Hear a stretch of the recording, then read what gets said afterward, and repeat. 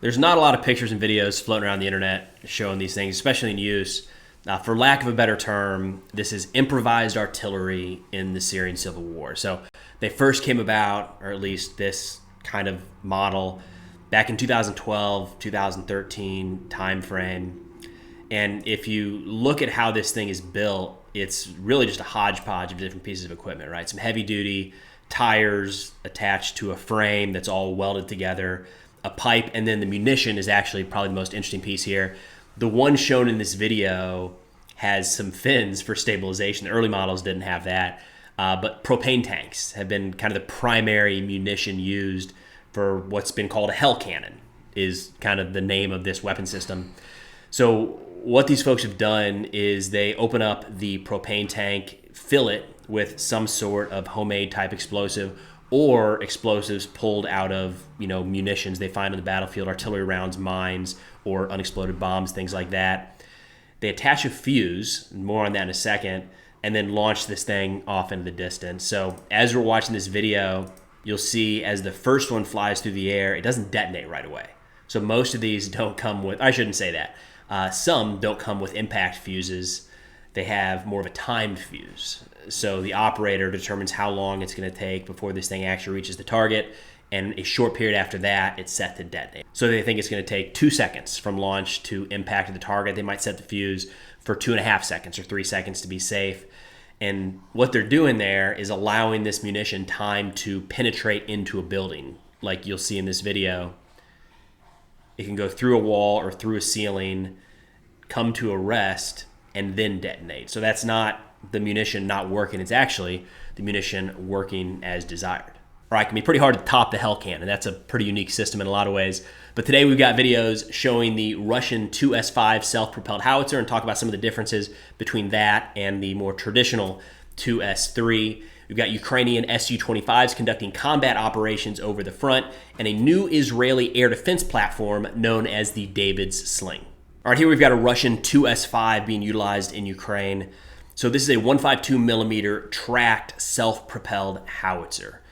Now, this came about shortly after the 2S3, which looks a lot more like kind of the traditional heavily armored self-propelled howitzer. Both are 152 millimeter, but the 2S5 has a lot of advantages over the 2S3.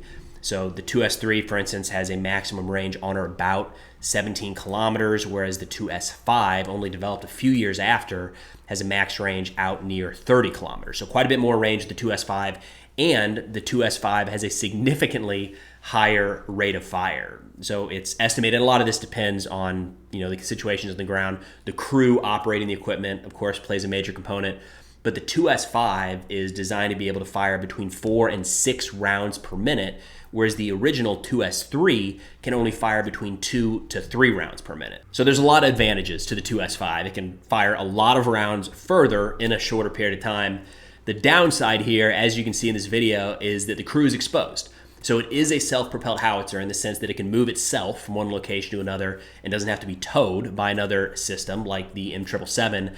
But at the end of the day, the crew is still out in the open while they're firing this weapon system. So of course, a direct hit from a drone, missile, or other artillery strike is going to be pretty damaging to even the 2S3 that's fully enclosed and the crew operating from inside of an armored vehicle. But when the crew's operating out in the open like this, they're of course susceptible to things like small arms fire if enemy forces are close enough, or even shrapnel that might just bounce off the hull of the 2S3, but in this case could cost you a gunner, a loader, or some other crew member.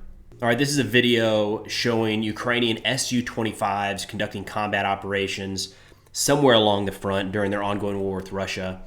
So the Su-25 first came about in the 1970s. So this is an old platform, and it was really designed by the then Soviet Union as kind of their primary close air support type platform. So it has a little better armor than other types of aircraft and is designed to operate in this role close to the ground, be able to deal with surface air fire, especially from small arms. Now, the major operator of this platform is Russia. They've got something like upwards of 200 in their inventory. I'm not sure how many of those are still in use today. When the war kicked off, or the full-scale invasion kicked off between Russia and Ukraine back in 2022, Ukraine had I want to say 30 or 40 Su-25s. Hard to tell how that's changed, or they've definitely had some shot down, but there are definitely some still in operation. Now, these could be outfitted with some of the more advanced Western weaponry that's headed over to Ukraine, things like the JDAM, the Joint Direct Attack Munition, guided, GPS-guided bombs, or the British Storm Shadow cruise missile. I don't think the Su-25 has been used for either one of those quite yet. I'm pretty sure the Storm Shadow has been tied to the Su-24, and that's how it's been used so far, but it should be compatible with the Su-25 just with some modifications. Now, because this was the primary Soviet ground attack aircraft for a long period of time, the export countries are the ones you would expect.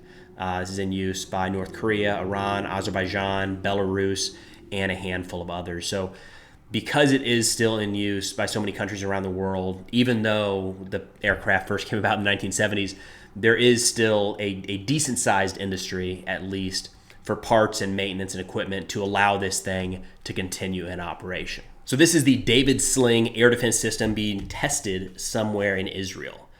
I believe the idea behind the development of this is kind of as a replacement for the Patriot in portions of Israel's overall air defense network. It's not that it would remove the Patriot entirely, but it's kind of one segment of the overall Israeli air defense. So it would work alongside things like the Iron Dome. Now, I believe the David Sling was successfully used to shoot down a rocket fired by Hamas in May of 2023.